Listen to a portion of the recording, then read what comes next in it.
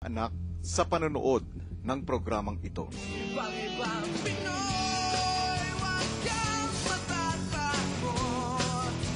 Ipagmalaki mo. Pinoy ako, Pinoy tayo. Pinoy ako, Pinoy tayo.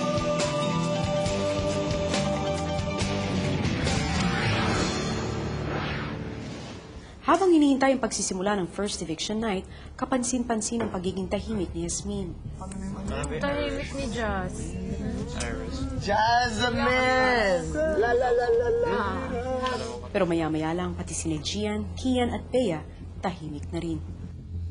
Hello, Philippines! And hello, world! Balot ng tensyon at kaba ang bawat sandali para sa apat na nominado. At sa huling sandali ng botohan, maging ang mga kaibigan, kapamilya at taga-suporta ng apat ay kinakitaan na rin ng tensyon. Congratulations, Gian.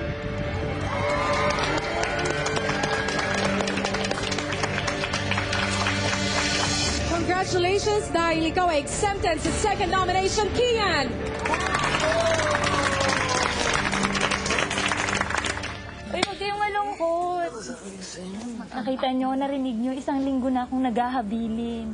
Yung mga plato, in order. Yung mga unan, huwag kakalimutan yung pagwalis. Yung kurtina natin, ayusin. Uy! Ay, babe. Ang importante, nagkakilala tayo lahat dito. New found treasured friends. Gian, bakit ka ba umiiyak? Bakit ka umiiyak? Ako kasi umiiyak eh. Ikaw ay mananatili sa loob ng bahay ni Kuya, Beatrice. Hasmin, I am sorry, but you are the first evictee of Pinoy Big Brother Season 2. Okay lang. Wala yun.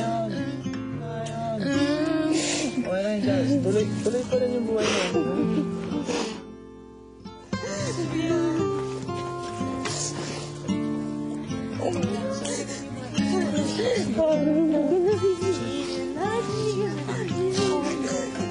Jazz, yan. Thank you. Bye-bye.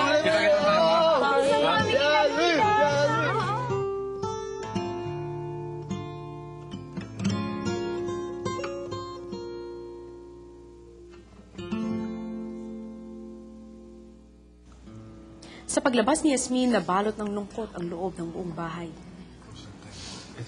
Alam mo yung iba pa rin feeling nag-flashback sa yung mga moments na ano. Kahit nandito yung si Jess, ang kulit nun. Sobrang natatawa ako dun minsan mga hirit nun talaga. Alaala,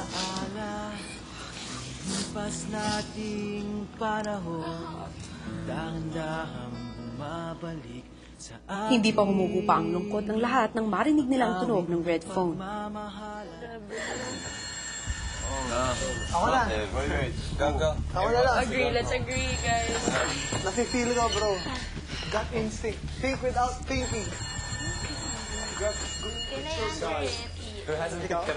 Sige, si Bea na lang. Bea na lang. Okay, okay lang ba? Akong sumagot? Go. Go, babe. Go. Hello? Hello, Bea. Yes, Big Brothers.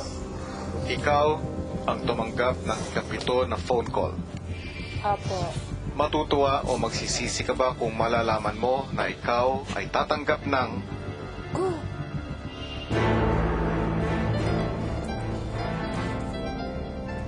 ikaw ay tatanggap ng automatic nomination para sa linggong ito. I am sorry to tell you, bad news ang natanggap mo. Okay po.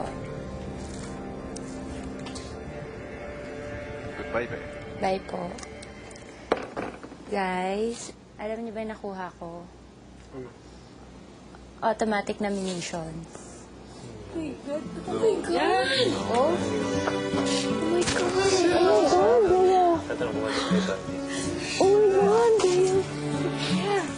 Kung hindi ko sinagot yung sino sasagot.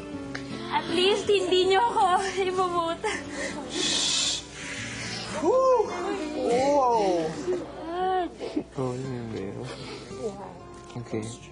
Oh, laban pa rin, ha? Dito lang ako, ha? Kahit anong mangyari, may purpose yung mga nangyayari sa atin. Utos ni God yan. So, kahit anong mangyari, leave it to Him, ha? Si Nel, hindi kinaya ang bad news na natanggap ni Bea. Sabi natin, ano naman to eh, it's a part. It's a part. Alam ko stressful, alam ko emotional natanda ako dito. Pero kailangan tanggapin. Wala mo tayong magagawa eh. Wala tayong choice. Yeah. Diba? No choice. Wala tayong choice. Basta, tipa mo ang loob mo. Kaya ko. Hindi, feeling ko hindi ka naman dami mong supporters.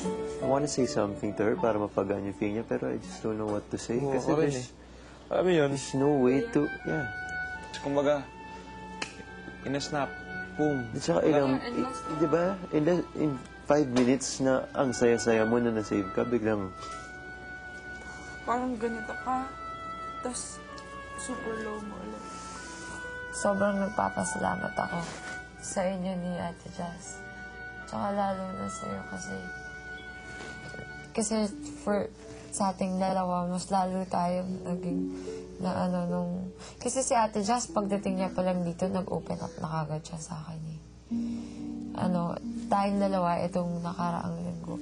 Natutuwa ako na tayong magkakasama kasi siguro mas lalo, iba yung pag tayo nasa hot seat. Alam mo yun? Bad phone. Maybe we should disconnect it.